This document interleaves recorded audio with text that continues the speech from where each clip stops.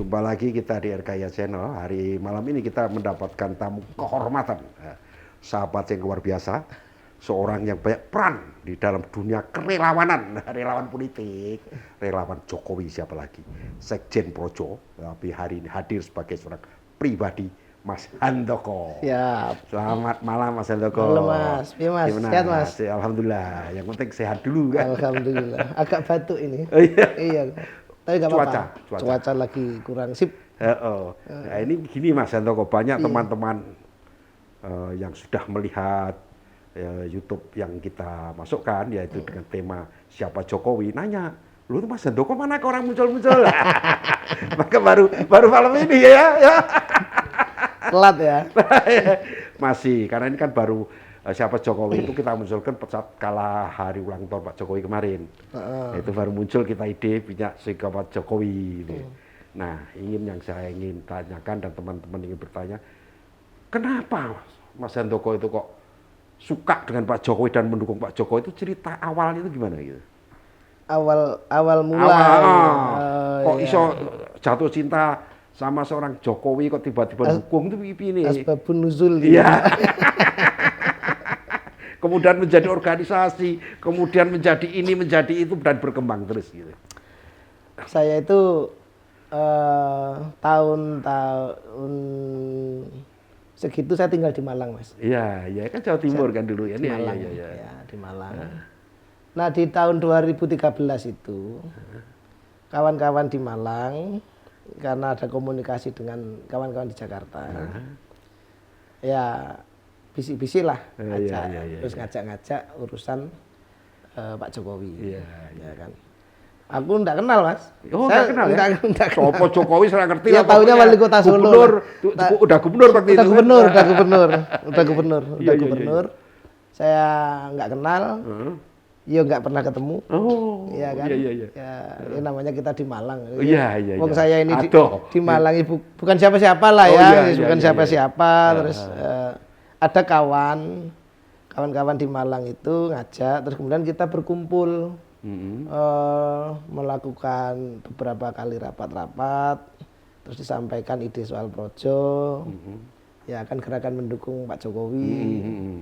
Nah, kemudian dalam deklarasi projo tahun 2013 bulan Desember di Depok itu ada perwakilan dari kita yang hadir, dari 3 orang, semua dari Malang. Itu senior, ya. Ada Pak Jayus, Mas Edi Banteng, sama lagi ya. Itu kita sama-sama topo. Banyaklah teman-teman di Malang. Nah, kemudian setelah deklarasi di awal tahun 2014, jadi menyambut setelah deklarasi di Depok itu, kira-kira 2-3 minggu berikutnya kami deklarasikan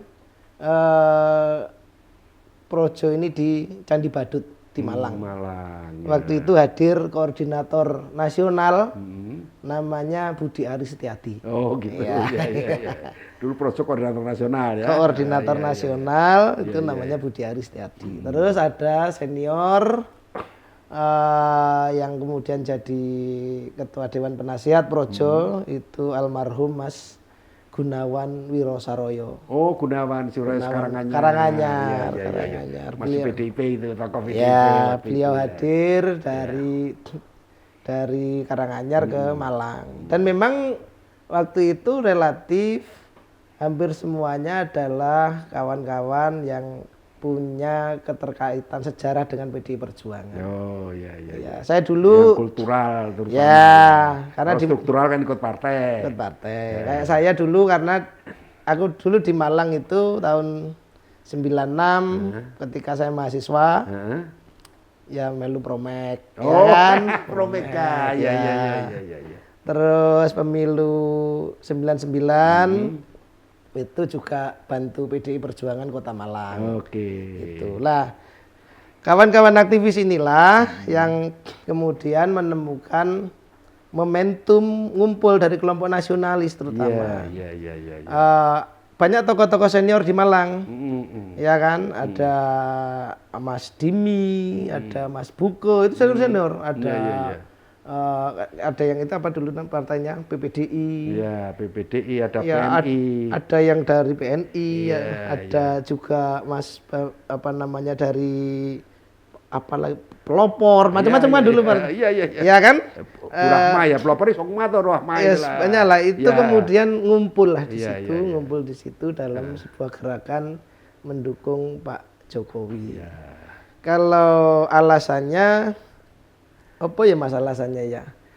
Tentu karena kami ini rata-rata aktivis Nasionalis, aktivis mahasiswa, aktivis ini kan gitu kan. Tentu ide-ide tentang reformasi ya kan itu lebih bisa kami yakini untuk dititipkan ke Pak Jokowi. namanya Pak Jokowi gitu Iya, waktu iya, itu. iya. Nah, bulan Maret 2014 Pak Jokowi kan dapat surat penugasan dari Bu Megawati. Habis itu kampanye di Malang, di hotel namanya di kawasan Tugu di Malang itu. Itulah pertama kali saya bertemu langsung bisa bicara dengan seperti ini Pak Pak Jokowi. Jokowi ya kan. Oh, ini orangnya ya kan kurus, masih muda gitu kan. Ya waktu itu masih kampanye aku manggilnya Mas. Gitu kan karena tradisi nggak tahu ya tradisi di kelompok kami yang senior-senior pun manggilnya Mas kan ya. Lebih akrab. Dari akrab. Bung jadi Mas, kan? Jakarta Bank misalnya kayak jadi gitu. manggilnya Mas gitu kan. Begitu jadi presiden pantas termasuk dipanggil Mas ya. Gitu kan. Itu Mas ceritanya jadi 2014 terus kemudian karena saya yang di Jawa Timur, kami kemudian membentuk jaringan berfokus di Jawa Timur yang penting bisa menyebar ke berbagai daerah. Ya, terus kemudian 2014 kita menang, Pak Jokowi menang. Terus kemudian saya baru berkesempatan ngumpul dalam apa yang disebut kemudian sebagai Kongres pertama Projo. Itu di Kelapa Gading. Iya. Nah, waktu itu Pak Jokowi sudah ditetapkan sebagai presiden terpilih, tapi belum dilantik kan. Itu bulan Agustus 2014. Dan kemudian pesan yang kami tangkap waktu itu, Projo jangan bubar. Ya kan. Yang itu pun juga di luar ekspektasi saya. Saya mikirnya ya sudah selesai. Relawan rampung menyambut gawe mana ya kan begitu kan. Ya kan begitu kan. Nah, ternyata itu merubah jalan hidup saya. Akhirnya karena harus tidak boleh bubar, konsekuensinya maka kita harus organisir ini. Organisir, kita bentuk struktur dan segala rupa.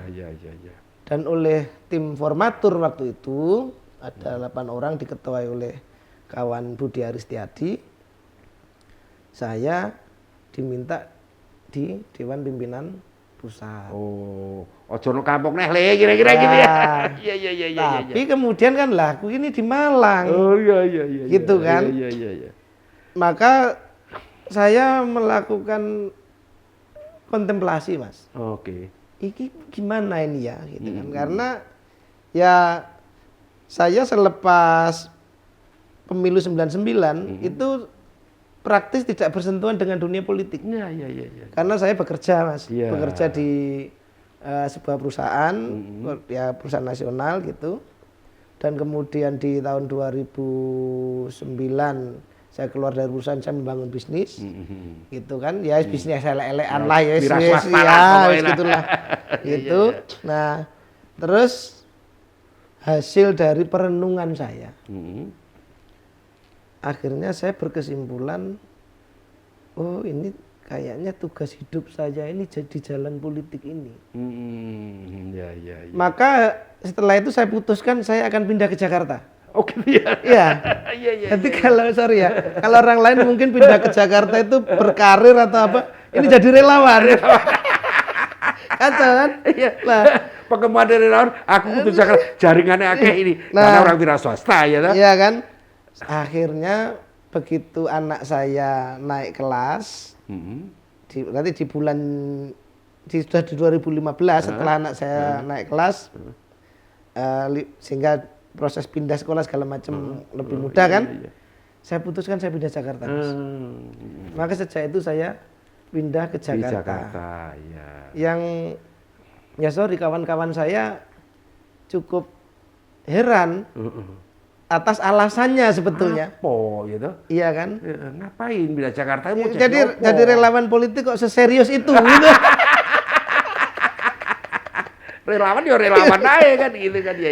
Nah, kemudian akhirnya tapi memang saya ya serius lah memang. Kami serius untuk membesarkan ini, apalagi kemudian kami merasa sangat bangga bahwa hakul yakin saya ini Mas, bahwa pilihan kita mendukung Pak Jokowi itu pilihan yang benar.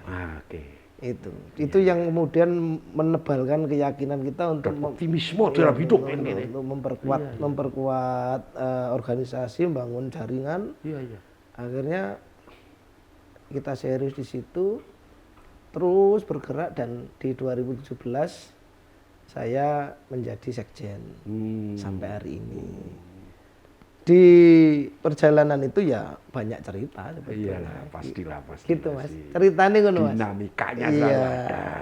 Terus sejak di Jakarta, berarti ada komunikasi dong dengan Pak Jokowi. Ya. Itu komunikasi bentuknya seperti apa itu awal-awalnya? Awal-awalnya seperti apa? Pertengahannya terus piye?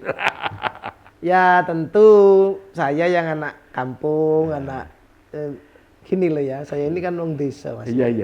Saya itu betul-betul orang desa. Kalau saya waktu saya kecil Mas, orang paling hebat itu, rumah saya ini kan di pinggir hutan dekat perkebunan. Iya. Orang paling hebat itu Sinder Mas. Iya. Kepala kehutanan ya, kepala kebun, manajer kebun kalau sekarang. Iya. Maka pengalaman misalnya, wah kok bisa ya saya sampai ketemu presiden. Iya. Ya kan. Terus kemudian aku kenal loh sama beberapa menteri misalnya gitu kan. Iya. Wah, itu kan luar biasa. Bangga top lah. Ya kan luar biasa.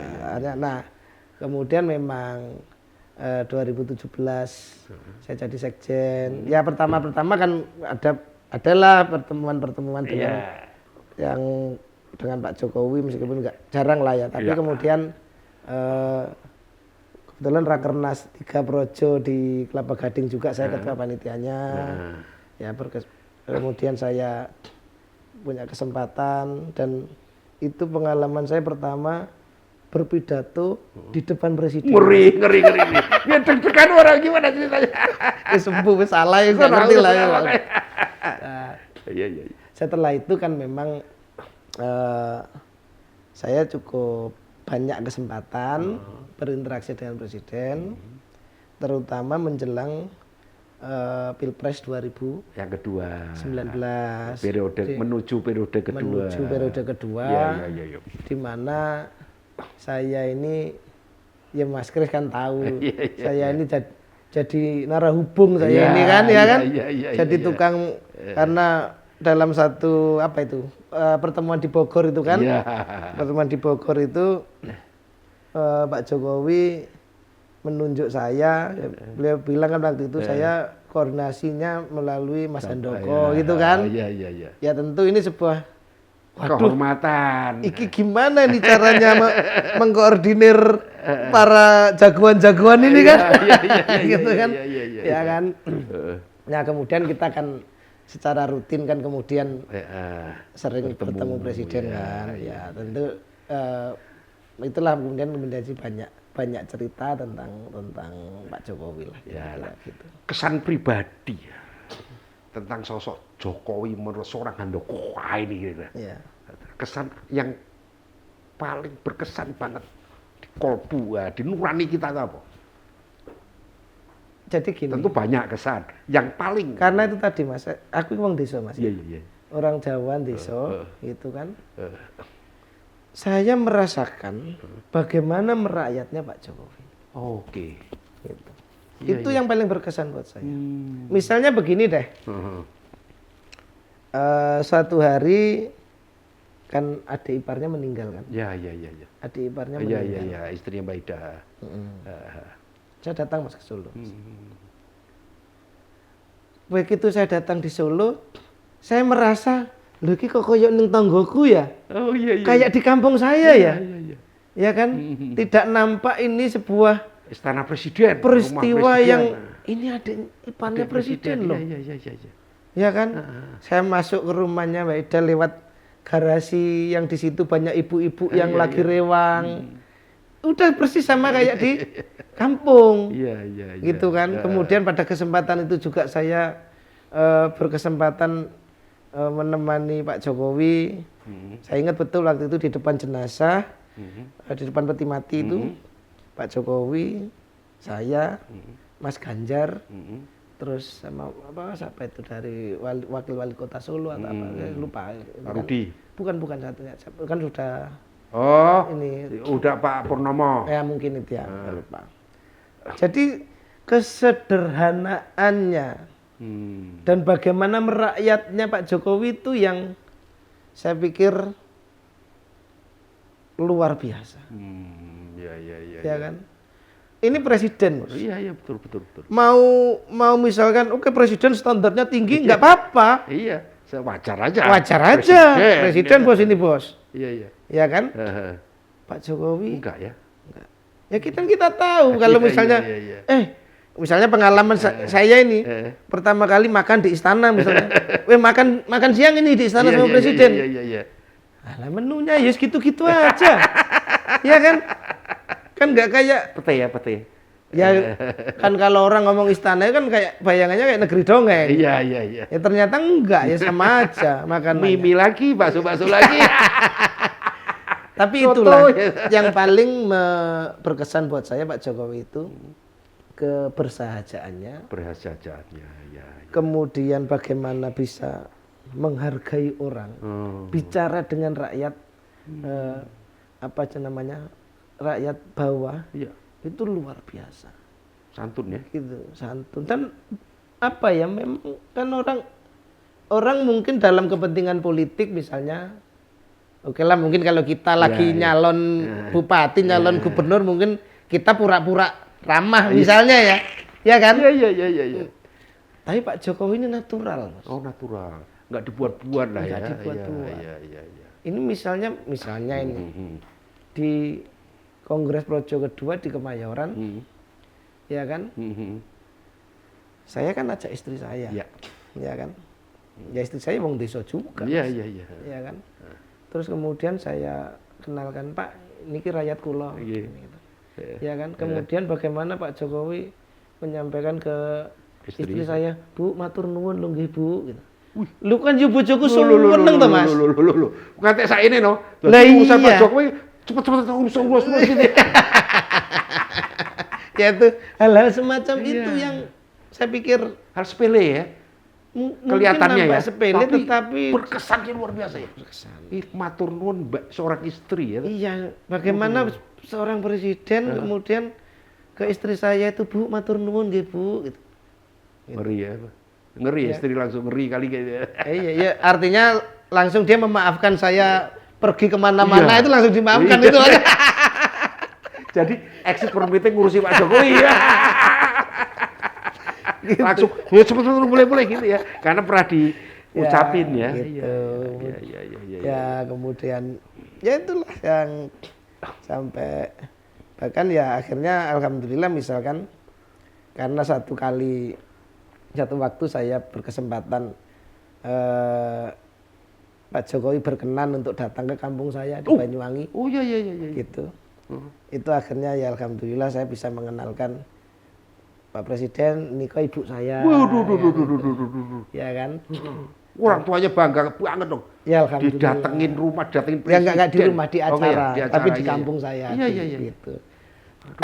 Saya jadi akhirnya ya ibu saya, mertua saya itu semuanya berkesempatan saya perkenalkan kepada beliau.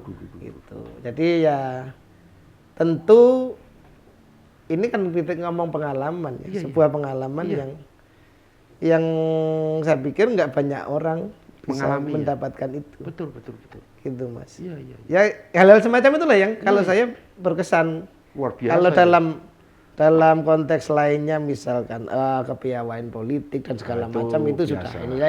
Iya, iya. Tapi kemampuan Pak Jokowi yang sangat natural, mampu berbicara dengan kita yang rakyat biasa gitu. Sampai Sampai akhir mertua anak terus itu berapa bulan itu senengnya Ya, iya. dan nangisnya Mas. Nah, ya.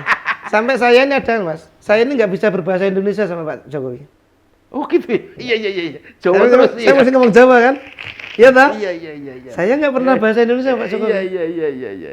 Karena apa Mas? Mm-mm. Saya ini betul-betul respect, hormat sama beliau. Sebagai pribadi bukan hanya sebagai presiden ya. Ya Nun Sewu. Mm. Bagi orang Jawa bahasa Indonesia itu tidak cukup sopan. Iya. Ya kan?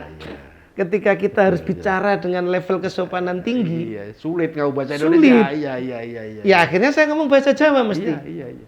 Makanya minimum campur. ya makanya ya Iya, iya, iya. saya kalau sama Pak Jokowi ya macak kromo halus Mas ya. Gitu kan.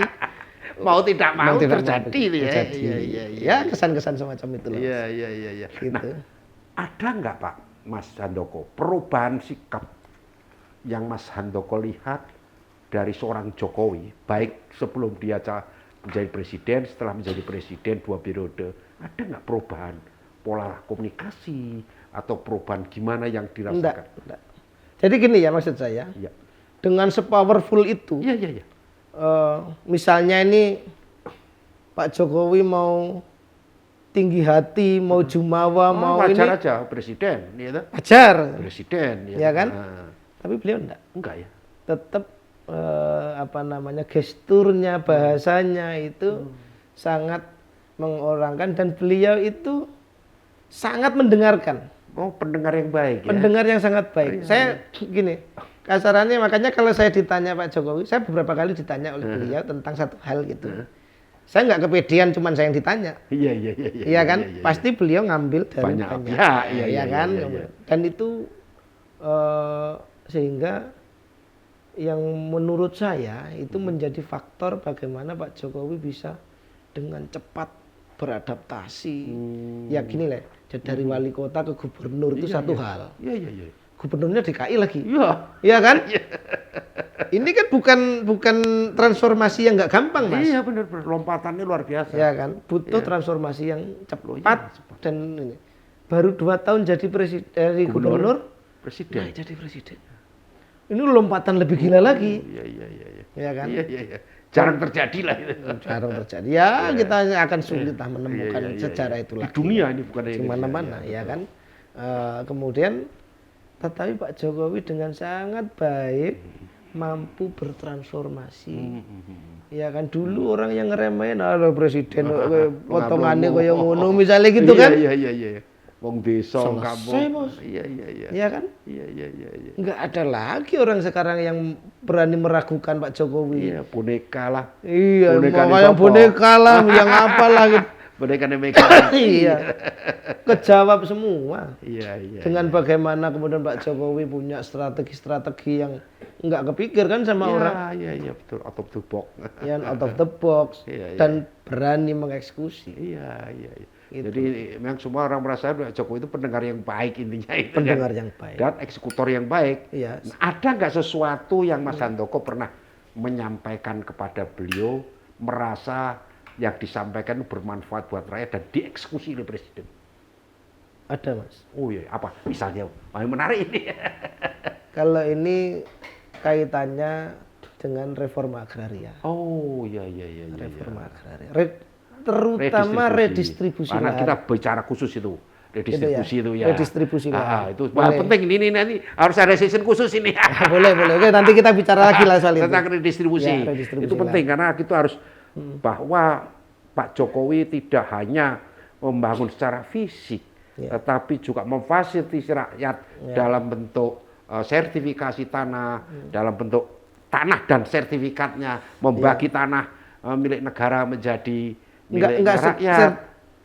reforma agraria nggak sekedar sertifikasi. Makanya terus ya kan? redistribusi kan. Redistribusi. Itu yang penting kan. Nanti kita bahas khusus itu. Lu kayak Mas. Nah, jadi itu satu soal redistribusi tanah. Apa lagi Mas? Ya, yang saya sampaikan langsung dari beliau. Begini Yang merasa dieksekusi, wah ini usulan gua nih dieksekusi, kira-kira gitu. GR aja, yang GR aja. Ya, ada beberapa hal lah ya, tapi yang GR aja dulu yang umum aja. Nggak usah. Yang khusus jangan. Nggak usah saya sampaikan lah kalau itu. Yang makanya nanti aja lah kita cerita, paling yang saya bisa cerita itu soal reforma agraria. Kalau yang lain-lain karena tugas saya kan lebih banyak di urusan ya tahu sendiri lah campaign gitu kan, waktu itu menggalang, mengorganisir, ya kan, itu banyak. Misalnya saya karena saking apa bersemangatnya untuk memenangkan Pak Jokowi itu, kadang-kadang saya itu yo protes yang kadang-kadang aku kok ya nemen-nemen delek protes gitu ya misalnya gitu lah Mas. Itu beberapa kali terjadi Mas. Iya kan, karena saya merasa sebetulnya lebih bentuk keinginan bahwa ini harus menang, harus ini gitu. Ya, tapi kan biasalah kita punya perspektif, ya kan. Beliau kan punya perspektif yang lebih luas gitu kan. Kadang-kadang kita kan belum nyampe gitu kan. Sok tahu juga. Ya apa-apa namanya pendukung. Ya kan. Makanya kan kadang-kadang saya jangkrik tapi iya ya. Mosok ngajarin beliau lah ngajarin bebek berenang kan begitu kan gitu kan ya. Misalnya gitu-gitulah. Iya. Gitu. Meskipun itu sebetulnya lebih karena dorongan atau keinginan supaya ini berhasil menang besar gitu-gitulah. Gitu. Satu putaran kan dua kan. Menangnya harus tidak boleh menang tipis, harus menang tebal gitu kan. Gitu. Nah, kemudian ada sebuah isu yang mengatakan bahwa Pak Jokowi itu hanya memperhatikan relawan. Memang memperhatikan, tapi dalam pengertian menjaga komunikasi. Apa sih bentuk Pak Jokowi menjaga komunikasi dengan para relawannya? Kan bukan 1-2 relawan saja. Nah, ini harus dipahami oleh masyarakat kan gitu kira-kira. Ya, sebenarnya begini ya. Mungkin kayak model saya gini nih ya. Terus jadi Pak Jokowi jadi presiden, paling nyuruh siapa itu urusannya ke Mas Kris itu. Iya kan? Iya. Kan gitu. Urusan itu. Tapi kan enggak begitu. Iya, itu. Ini juga pelajaran buat para pemimpin. Iya. Bagaimana menjaga konstituen, bagaimana menjaga loyalisnya. Iya. Tidak dengan materi tapi dengan komunikasi yang terjaga dengan sangat baik. Ini hanya dimiliki oleh Jokowi kan? Iya. Nah, itu gimana sih menurut Mas Joko cara beliau menjaga itu? Ya, dia urus satu-satu, Mas. Dia urus langsung. Iya. Dia tidak pernah lupa misalnya, dulu Mas Kris yang ngurus ini waktu ini begitu kan. Akhirnya tetap komunikasi, sampaikan, semuanya diurus. Dan kemudian kan ya kita kan sering kan kemudian diajak ngumpul makan, ya kan. Di situ bahkan kan yang terakhir misalnya waktu ngumpul makan itu yang saya ingat terakhir itu waktu buka bersama. Iya toh? Buka bersama. Iya di istana ya. Buka bukber terakhir. Ya karena kan? sudah nggak akan ada nemu lagi kita bukber sama presiden di istana. Coba bayangin misalkan pada posisi beliau yang dilakukan apa? Silahkan kalian bicara. Iya. Beliau nggak menyampaikan apa-apa kan? Enggak. Lelek kita yang jadi beliau, ini ya, begini kan, misalnya begitu. Dikte. Lu siapa ya? Ini enggak ya? Enggak kan? Mas Kris ada kan waktu itu? Iya. Semuanya suruh bicara. Iya. Sudahlah mau ngomong apa saja lah. Terserah, ini, ya namanya kita relawan ini kan kadang-kadang juga jeplak kadang-kadang kan gitu kan. Iya. Beliau kan fine gitu kan. Jadi catat ya. Iya. Ditulis ajudan panggil tulis. Iya. Begitu dan itu jadi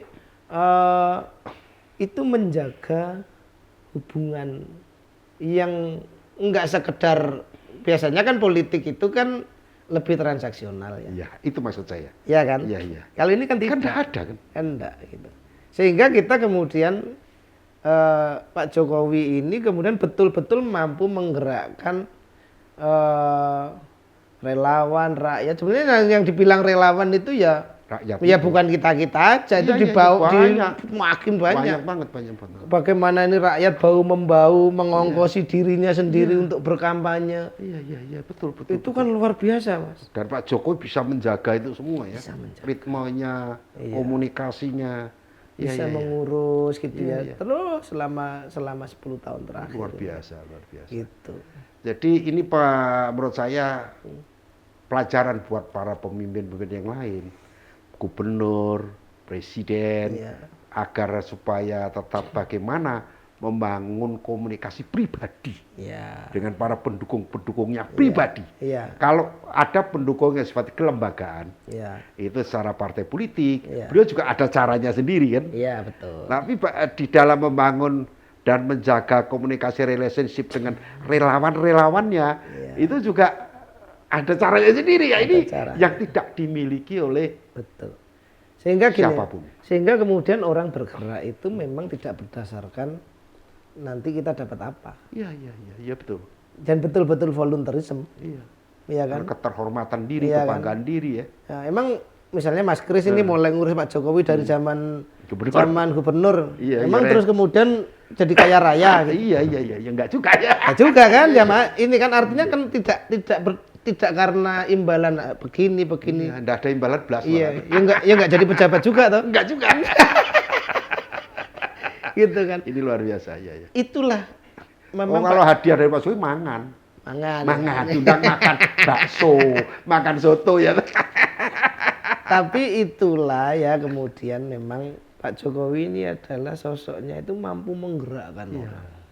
Ternyata diselesaikan di meja makan lebih hebat daripada diberi hadiah apapun. Oh iya. Iya kan gitu kan ya. Ini luar biasa kan. Betul. Jadi memang itu tadi, makanya saya yang ketika ditanya paling berkesan apa, kemampuan Pak Jokowi yang seperti itu. Iya kan. Dan orang itu ngewongke. Kalau orang Jawa itu ngewongke gitu kan. Nah Mas Handoko, Pak Jokowi kan sudah mau berakhir nih. Dalam angan-angan Mas Handoko, Pak Jokowi itu sebaiknya menjadi apa? Atau bayangan, waduh, mestinya Pak Jokowi itu jadi ini setelah nggak jadi presiden. Nah, kira-kira bayangan aja apa, angan-angan aja, impian kita lah gitu. Ya gini ya, memang kita itu sadar bahwa Pak Jokowi ini entah kapan lagi kita punya presiden seperti beliau, itu ya kan. Tetapi memang kita juga paham bahwa dalam teori-teori demokrasi dan segala macam bahwa ini harus berakhir, ya kan. Dan saya ya jujur saja, saya termasuk yang paling lantang untuk bicara menolak perpanjangan ataupun 3 periode. Karena melanggar undang-undang, melanggar konstitusi. Kemudian juga kita meyakini bahwa aspek distributif dari sebuah kekuasaan itu menjadi hal paling substansi dari sebuah demokrasi, ya kan. Sehingga kemudian terjadi regenerasi dan segala macam. Nah, kemudian Pak Jokowi berikutnya bagaimana? Satu sisi, ya nun sewu, bagi saya kita sudah tidak perlu lagi menuntut Pak Jokowi untuk melakukan apa-apa. Sudah terlalu banyak yang diberikan. Meskipun kalau kemudian beliau ambil peran apapun itu, kita akan sangat senang. Iya kan? Ya kan, tetapi secara pribadi saya merasa yang diberikan Pak Jokowi pada bangsa ini sudah cukup banyak, sudah cukup luar biasa. Maka saya kalau ditanya begitu, sudah monggo terserah Pak Jokowi. Mau pensiun monggo, mau berkiprah di tempat lain, di bidang lain misalkan atau apa, ya terserah. Kemudian kalau saya suruh mengkonstruksi apa yang tepat, jujur saya nggak bisa, Mas. Nggak ngerti saya kemudian dalam dalam konstruksi kehidupan bernegara kita ini posisi apa yang pas buat beliau. Iya, benar. Saya nggak punya kemampuan untuk mengkonstruksi itu. Iya. Ya kan kayak bayang aku Mas. Iya benar. Gitu kan. Benar. Ya, tetapi saya yakin ya beliau ini kan sudah kita yakinin bahwa hidupnya itu kan sudah memang betul-betul untuk bangsa dan negara. Itu sudah terbukti dengan berbagai keberanian beliau. Udah macam-macam lah Mas. Keberanian itu misalnya yang misalnya oke, kita bangun infrastruktur, itu butuh keberanian Mas. Oh iya. Ya kan? Karena itu harus bagaimana anggarannya benar. Atau misalnya kita ambil alih Freeport, itu butuh keberanian besar. Ya kan? Atau kita misalnya kita gas ini hilirisasi, nggak apa-apa meskipun digugat di WTO. Iya. Itu butuh dihadapi ya, dihadapin Mas. Internasional loh. Iya, kan gitu. Sementara kalah naik banding. Iya, ya baik dulu dalam pikiran kita mau ngudik-ngudik Freeport itu selalu ngomongnya, wah Amerika ini, merdeka. Beliau dengan keberanian dan kemampuannya mengelola itu selesai. Iya kan? Iya, win-win lah. Iya kan? Tetap artinya tetap Freeport tetap ada. Ya. Sahamnya doang dibagi, dibeli kan. Artinya kan kemudian negara ini mendapatkan manfaat yang semestinya. Betul, gitu kan. Betul. Jadi nggak ada lagi perasaan kemudian kita dicurangi atau kan makanya gitu-gitu. Win-win itu luar biasa. Ya. Terus kemudian banyak hal keberanian beliau mengeksekusi macam-macam hal lah ya. Nah dengan berbagai terobosan ya kan. Misalnya beginilah, misalnya ini. Saya ingat betul ketika setelah Pilpres 2019 kita ngumpul di istana. Iya. Kira-kira bulan apa ya? Juli mungkin atau apa Juni. Pertama kali beliau cerita soal Omnibus Law. Iya. Dalam sejarah kita namanya beresin undang-undang itu angel banget. Setengah mati Mas. Ganti satu susah. Setengah mati ngadvokasi undang-undang. Iya. Dengan programnya selesai juga. Iya. Iya kan? Iya.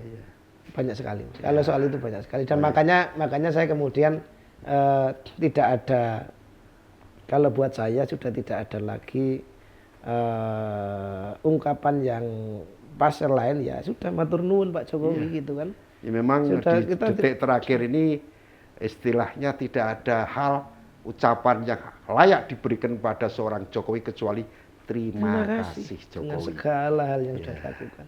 Ini adalah sebagai fondasi kita untuk menuju ke depan yang lebih baik, menuju Indonesia Emas. Kalau ini di jalur tercapai benar ini kira-kira gitu.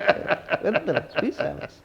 Baik teman-teman, ini luar biasa bincang-bincang kita dengan Mas Handoko dan kita tidak akan selesai berhari-hari kita ngobrolin pengalaman beliau, nggak akan ada habisnya. Tetapi kita akan jumpa dalam pertemuan kita yang akan datang di waktu yang kita tentukan di RKIH Channel. Selamat malam.